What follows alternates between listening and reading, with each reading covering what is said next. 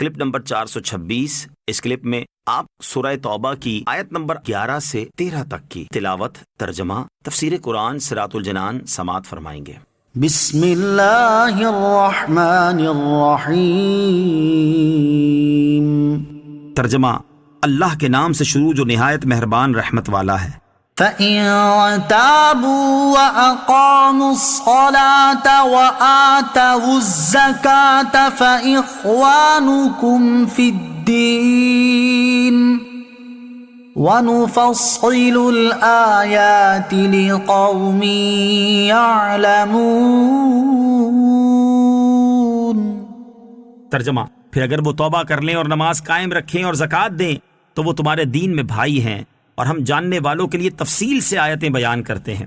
فَإِن تَابُوا، پھر اگر وہ توبہ کر لیں، یعنی اگر وہ مشرکین شرک سے ایمان کی طرف اور عہد شکنی سے وفائے عہد کی طرف لوٹ آئیں، اور جو نمازیں ان پر فرض ہوں انہیں تمام شرائط و ارکان کے ساتھ ادا کریں، اور جو زکوٰۃ ان پر فرض ہو اسے خوش ہو کر دیں، تو وہ تمہارے اسلامی بھائی ہیں، ان کے لیے بھی وہی احکام ہیں جو تمہارے لیے ہیں، انہیں بھی وہی چیزیں منع ہیں جو تمہیں منع ہیں۔ وَنُفَصِّلُ الْآيَاتِ لِقَوْمٍ يَعْلَمُونَ،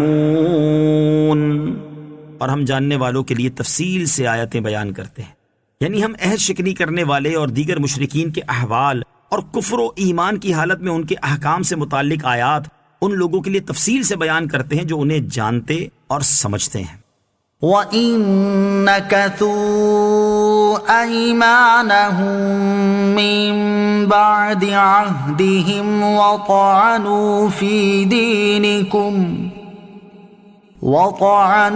فِي دِينِكُمْ فَقَاتِلُوا أَئِمَّةَ الْكُفْرِ إِنَّهُمْ لَا أَيْمَانَ لَهُمْ لَعَلَّهُمْ يَنْتَهُونَ۔ ترجمہ، اور اگر معاہدہ کرنے کے بعد اپنی قسمیں توڑیں اور تمہارے دین میں تانا زنی کریں تو کفر کے پیشواؤں سے لڑو، بے شک ان کی قسموں کا کوئی اعتبار نہیں، ان سے لڑو تاکہ یہ باز آ جائیں۔ وَإِن نَكَثُوا أَيْمَانَهُم مِّن بَعْدِ عَهْدِهِمْ، اور اگر معاہدہ کرنے کے بعد اپنی قسمیں توڑیں، یہاں حکم دیا گیا کہ اگر کفار معاہدہ توڑ دیں اور مسلمانوں کے دین میں تان و تشنی کریں تو پھر کوئی عہد باقی نہیں، بلکہ اب ان کا فیصلہ میدان جنگ میں ہی ہوگا۔ دین میں تانا زنی سے کیا مراد ہے؟ دین میں تانا زنی سے مراد یہ ہے کہ دین اسلام کی طرف کوئی ایسی بات منسوب کرنا جو دین اسلام کے شایان شان نہیں، یا ضروریات دین میں سے کسی چیز کو ہلکا جان کر اس پر اعتراض کرنا۔ اسی طرح نماز اور حج پر تانا زنی کرنا، قرآن اور ذکر رسول علیہ الصلوۃ والسلام پر تانا زنی کرنا، یا رسول اکرم علیہ الصلوۃ والسلام کی شان پاک میں گستاخی کرنا، سب اس میں داخل ہے۔ آیت وَإِن نَكَثُوا أَيْمَانَهُمْ سے حاصل ہونے والی معلومات۔ اس آیت سے دو باتیں معلوم ہوئیں۔ نمبر ایک، جن مشرکین سے معاہدہ کیا گیا ہو تو اس معاہدے کے قائم رہنے کی ایک صورت یہ ہے کہ وہ ہمارے دین پر اعلانیہ تانا زنی نہ کریں، اور اگر وہ اللہ عز و جل اور اس کے رسول علیہ الصلوۃ والسلام کی شان میں یا قرآن سے متعلق کسی گستاخی کے مرتکب ہوں تو ان کا معاہدہ ختم اور ان کے خلاف جنگ کی جائے گی۔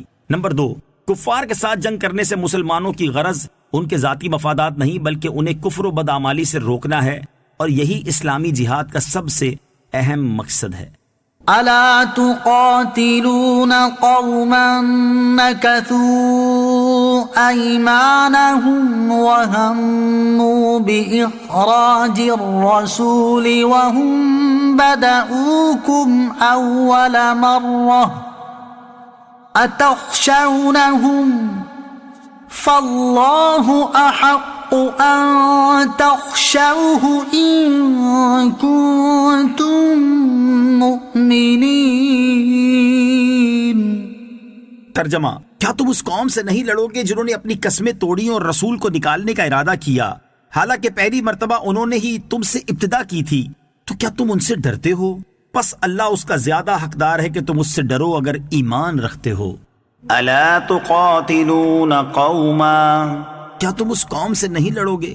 ارشاد فرمایا کہ کیا تم اس قوم سے نہیں لڑو گے جنہوں نے اپنی قسمیں توڑی اور صلح حدیبیہ کا عہد توڑا، اور مسلمانوں کے حلیف خزاعہ کے مقابل بنی بکر کی مدد کی، اور دار الندوہ میں مشورہ کر کے رسول کریم صلی اللہ تعالی علیہ وآلہ وسلم کو مکہ مکرمہ سے نکالنے کا ارادہ کیا، حالانکہ پہلی مرتبہ انہوں نے ہی تم سے لڑائی کی ابتدا کی تھی، تو کیا تم ان سے ڈرتے ہو اور اس بنا پر ان سے جنگ ترک کرتے ہو؟